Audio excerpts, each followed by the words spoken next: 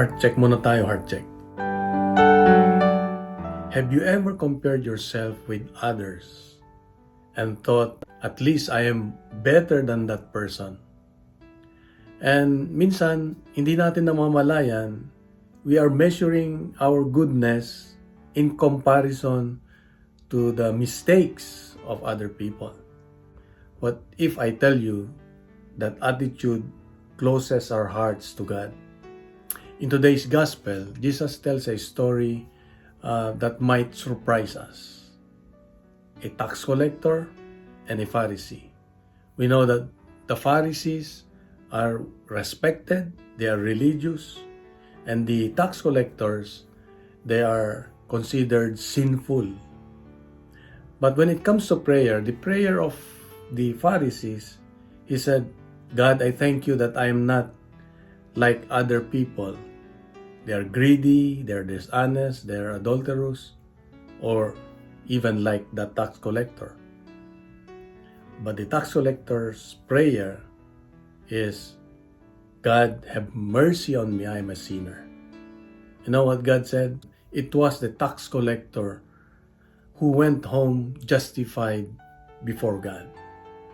Kaya dito natin makikita na hindi dapat natin ikinukumpara o hindi tayo naghahanap ng iba para ikumpara kung sino ang mas mabigat ang kasalanan o sino ang mas may sala sa atin. Sapagkat the God is always looking after our hearts.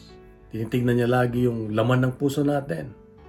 Sa totoo lang, madali kasing mahulog sa trap ng comparison. We look at others and thinking like, at least mas okay naman ako sa iba. Hindi naman ako ganun kasama kaysa sa iba. What if I tell you, faith is not a competition. It's not a competition. God is not asking us to compare. God is asking us an honest heart. Yung bang puso na totoo. Puso na may kababaang loob. The Pharisee, pinagyayabang niya yung kanyang achievements.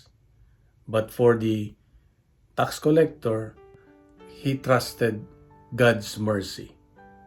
He trusted God's mercy. Kaya, humility opened the door to grace.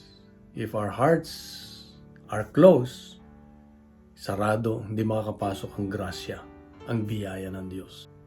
God responds to humility, not self-righteousness. Hindi niya hinahanap ang perfecto. Ang hinahanap niya ay yung totoong puso. Kahilingin natin sa Diyos na tayo ay tulungang magkaroon ng pusong may kababaan loob, to have a humble heart. And so we ask God, Father God, help us to remove the pride that blinds our hearts.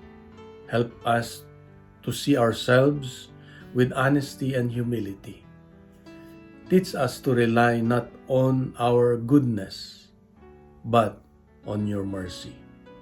All these things, Father, I ask and pray through your Son Jesus with the Holy Spirit, one God, forever and ever. Amen. Hinihiling ko lang po na ibahagi natin, let's share this gospel reflection to others. And punuin po natin ng good news ang social media. Gawin nating viral ang salita ng Diyos. At sa mapagpalang araw sa iyo, sa mga mahal sa buhay, God bless, and God is good.